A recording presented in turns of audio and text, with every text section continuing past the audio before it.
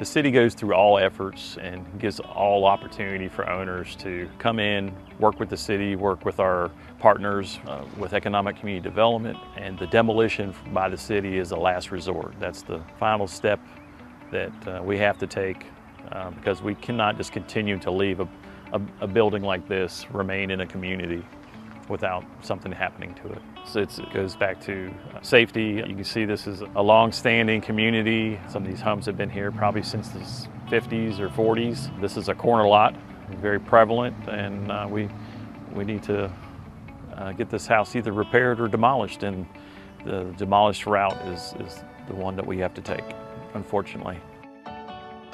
The discovery or the detection of the structure, identifying the dangerous conditions, we send out a notice letting the owner know that. If they don't contact us with acknowledgement of that and some type of plan or what they plan on doing with the building, then we'll schedule a dangerous building hearing that's required by general statute. Out of that hearing comes a hearing order, which allows for a time frame for repairs or demolition to be conducted by the owner. If the hearing order is not followed through with and there's no compliance on it, then their next option, or the only option for the city, would be to take it in front of the city council and present the case and all the specifics to them, and they can vote to approve a demolition ordinance.